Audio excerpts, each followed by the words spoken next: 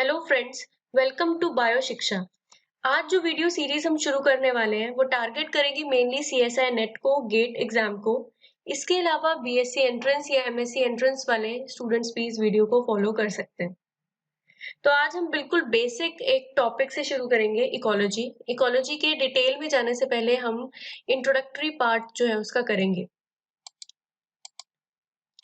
तो सबसे पहले जो इम्पोर्टेंट है वो है इकोलॉजी की डेफिनेशन कि इकोलॉजी है क्या। इकोलॉजी ब्रांच है बायोलॉजी की जो डील करती है with relationship of organism with one another and to their environment. एक ऑर्गेनिज्म का दूसरे ऑर्गेनिज्म के साथ क्या रिलेशन है और उस ऑर्गेनिज्म का उसके एनवायरनमेंट के साथ क्या रिलेशन है। एनवायरनमेंट मतलब बायोटिक और एबायोटिक फैक्टर्स के साथ क्या रिलेशन है। इकोलॉजी टर्म जो है ये कॉइन की थी अर्नेस्ट हैकेल ने। और इसके बाद देखेंगे हायरार्की। सबसे पहले आता है इंडिविजुअल। एक इंडिविजुअल या एक ऑर्गेनिज्म जो है वो आएगा सबसे पहले। जब बहुत सारे इंडिविजुअल्स और बहुत सारे ऑर्गेनिजम्स मिल जाएंगे तो बन जाएगी पॉपुलेशन। पॉपुलेशन है collection of individual of same species with in an area. तो जैसे यहाँ पे फॉर एग्जांपल हमने 20 स्पीशीज की बात की है, तो जब बी इंडिविजुअल की बात की, ये एक स्पीशीज है। जब बहुत सारे बी इंडिविजुअल मिल जाएंगे तो वो एक स्पीशीज बन जाएगी। तो ये एक पॉपुलेशन है। और जब पॉपुलेशंस बहुत सारी मिल जाएंगी तो बनेगी कम्युनिटी। तो कम्युनिटी में क्या आते हैं, डिफरेंट स्पीशीज आती हैं। लाइक जैसे एक बी स्पीशीज हो गई, एक सी स्पीशीज हो गई। ये दो अलग अलग स्पीशीज है, तो अलग अलग स्पीशीज जब मिलती हैं तो बनती है कम्युनिटी। कम्युनिटीज जो है वो मिलके बनाता है इकोसिस्टम। इकोसिस्टम को हम फंक्शनल यूनिट ऑफ नेचर भी बोलते हैं। उसके बाद इकोसिस्टम जो है ये मिलके बनाता है बायोम। बायोम जो है ये मिलके बनाता है बायोस्फीयर, जिसमें हमारा पूरा एटमॉस्फेयर आता है। एक और इमेज है जैसे हम देखेंगे इसे, तो यहाँ हमें दिख रहा है कि हमें एक सिंगल इंडिविजुअल नजर आ रहा है। वो वही स्पीशीज का इंडिविजुअल्स जो है वो मिलके बनाएंगे पॉपुलेशन। डिफरेंट डिफरेंट स्पीशीज की पॉपुलेशंस जो है वो मिलके बनाएंगी कम्युनिटी। कम्युनिटीज जो है वो मिलके बनाएगा इकोसिस्टम। इकोसिस्टम मिलके बनाएगा बायोम, और बायोम जो है वो बनाएंगे बायोस्फीयर। ये एक डिटेल इमेज है जिसमें हम और कॉम्प्लेक्स से सिंपल फॉर्म देख सकते हैं। तो बहुत कॉम्प्लेक्स में अगर जाएंगे तो यूनिवर्स है, ठीक है, सबसे बड़ा फॉर्म जो है। फिर उसके बाद गैलेक्सीज है, उससे छोटा फॉर्म। ऐसे ऐसे हम जाते जाएंगे। सोलर सिस्टम है, सोलर सिस्टम्स है। फिर प्लैनेट्स है, प्लैनेट्स में हम सिंपल अर्थ लेंगे, अर्थ का बायोस्फीयर लेंगे जो उसका एटमॉस्फेयर है। फिर उसमें इकोसिस्टम लेंगे, इकोसिस्टम में हम कम्युनिटीज लेंगे, कम्युनिटीज में पॉपुलेशंस, पॉपुलेशंस में ऑर्गेनिजम्स, ऑर्गेनिजम्स के हम ऑर्गन सिस्टम्स के बारे में बात करेंगे। ऑर्गन सिस्टम्स बनते हैं ऑर्गन्स से मिलकर। ऑर्गन से नीचे जो यूनिट है वो है टिश्यूज। टिश्यूज जो है वो बनते हैं सेल से। सेल्स के बाद आते हैं प्रोटोप्लाज्म, मॉलिक्यूल्स, एटम्स, और सबसे सिंपल जो फॉर्म है वो है सब एटॉमिक पार्टिकल्स। इसके अलावा दो टर्म्स हैं जो हमें समझ आनी चाहिए। एक है ऑट इकोलॉजी, एक है सिन इकोलॉजी। ऑट इकोलॉजी में हम इकोलॉजिकल स्टडी करते हैं एक स्पीशीज की, एक पर्टिकुलर स्पीशीज की अगर मैं बात कर रही हूँ, मतलब स्पीशीज इकोलॉजी भी बोल सकते हैं। एक स्पीशीज के लेवल पे जब हम स्टडी करते हैं, मतलब एक ऑर्गेनिज्म के लेवल पे, एक इंडिविजुअल के लेवल पे एक ही स्पीशीज की जब मैं बात कर रही हूँ तो वह है ऑट इकोलॉजी। लेकिन जब हम डिफरेंट डिफरेंट स्पीशीज के बारे में बात करते हैं, मतलब कम्युनिटी के लेवल पे जब मैं बात कर रही हूँ, जहां मेरे पास डिफरेंट डिफरेंट स्पीशीज आ रही हैं, अगर उनकी हम स्टडी करते हैं, उनका रिलेशनशिप क्या है उनके एनवायरनमेंट से, किस तरीके से वो अपने बायोटिक बायोटिक एनवायरनमेंट के साथ इंटरैक्ट करती है, तो इस टाइप की स्टडी को हम बोलते हैं सिन इकोलॉजी। उसके बाद आता है कंपोनेंट्स ऑफ इकोसिस्टम। इकोसिस्टम दो कंपोनेंट्स में डिवाइड होता है, बायोटिक एंड एबायोटिक। बायोटिक में फैक्टर्स आते हैं ऑटोट्रॉफ्स एंड हेटेरोट्रॉफ्स, और एबायोटिक में आते हैं climatic factors and edaphic factors. Further जो ऑटोट्रॉफ है वो फोटोऑटोट्रॉफ और कीमोऑटोट्रॉफ में डिवाइड होता है, और हेटेरोट्रॉफ डिवाइड होता है कंज्यूमर्स और डिकम्पोजर्स में। ऑटोट्रॉफ्स जो है, अभी इसको एक्सप्लेन करेंगे, फोटोऑटोट्रॉफ्स में डिवाइड होगा और कीमो ऑटोट्रॉफ्स में डिवाइड होगा। फोटोटोट्रॉफ्स हमारे सिंपल जो प्लांट्स हैं जो फोटोसिंथेसिस के थ्रू जो है अपना फूड बनाते हैं यूजिंग सनलाइट, तो वो होंगे फोटोऑटोट्रॉफ्स।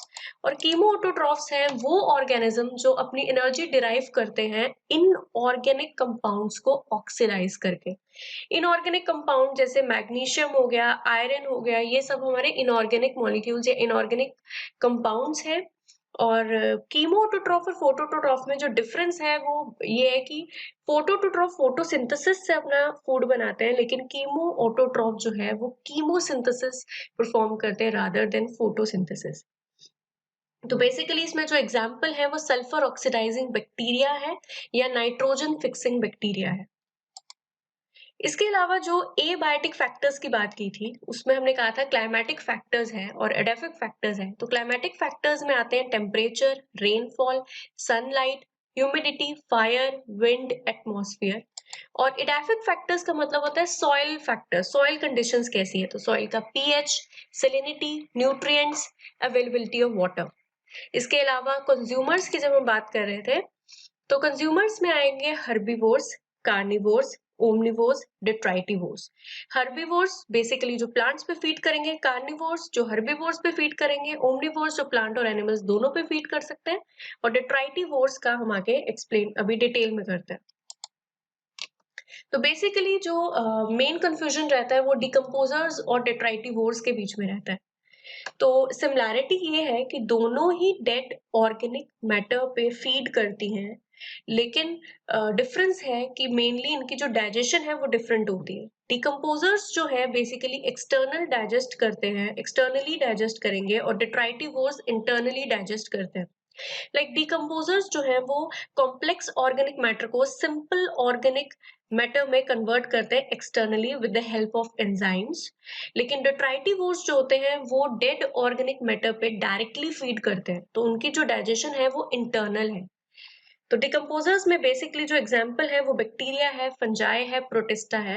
हमें पता है कि फंजाई जो है वो सेप्रोट्रॉफ्स होते हैं, तो वो एक्सटर्नल डाइजेशन करते हैं with the help of enzyme, ये अपना जो न्यूट्रिशन है वो एब्जॉर्ब करते हैं एक्सटर्नली। लेकिन जो डिट्राइटिवोर्स हैं वो एक्चुअली उस डेड ऑर्गेनिक मैटर पे फीड करते हैं और इंटरनल डाइजेशन करेंगे। उसके अलावा साइज ऑफ इकोसिस्टम, तो इकोसिस्टम का साइज जो है वो वेरी स्मॉल से लेके वेरी लार्ज तक हो सकता है। तो अगर बहुत छोटा इकोसिस्टम की मैं बात करूं तो वो एक बैक्टीरिया है जो लैब में कल्चर होता है, और लार्ज इकोसिस्टम हमारा बायोस्फीयर जिसमें हम लिथोस्फीयर, एटमॉस्फेयर और हाइड्रोस्फीयर की बात करते हैं। ठीक है। उसके अलावा नेचर ऑफ इकोसिस्टम, तो नेचर जो है इकोसिस्टम का ये डायनेमिक रहता है। डायनेमिक का मतलब है कि कॉन्स्टेंटली चेंज होता रहता है, कभी भी एक जैसा नहीं रहता। जैसे यहाँ पे एक इमेज दिख रही होगी आपको जो बिफोर और आफ्टर की इमेज है। ये इमेज ऑस्ट्रेलियन बुश फायर की है जो अभी कुछ महीने पहले हुआ था। तो आप देख सकते हैं किस तरीके से ड्रास्टिक चेंज आया एक इवेंट के कारण, जिससे जो पूरा का पूरा जो इमेज है वो ही चेंज हो गई। तो इस तरीके के जो इवेंट्स हैं इनको हम कैटास्ट्रोफिक इवेंट्स बोलते हैं। कैटास्ट्रोफिक इवेंट्स में होता क्या है, या तो नेचुरल हो सकती है या फिर ये मैन मेड हो सकती है। जैसे लैंडस्लाइड हो गया, फ्लड्स हो गए और फायर हो गया, उस तरीके से। तो फॉर एग्जांपल जैसे एक फॉरेस्ट इकोसिस्टम है। फॉरेस्ट इकोसिस्टम एक टाइम पे एक फॉरेस्ट इकोसिस्टम था, उसमें कुछ कैटास्ट्रोफिक इवेंट्स हुई, उसमें कुछ फायर हुआ या कुछ लैंडस्लाइड हुई और वो डेजर्ट इकोसिस्टम में बदल गया। इसका मतलब ये शो हो रहा है कि जो नेचर है इकोसिस्टम को वो एक जैसा नहीं रहता, वो बदलता रहता है, कॉन्स्टेंटली चेंज होता रहता है, जिसे हम बोलते हैं dynamic. So I hope guys आपको ये बेसिक जो था बिल्कुल इकोसिस्टम का वो समझ आया होगा। आगे मैं और वीडियोस लेके आऊंगी। तो इससे अगली वीडियो जो होगी वो हैबिटेट और निश की होगी जो मैं जल्द ही अपलोड करूंगी। So thanks for watching guys, keep learning.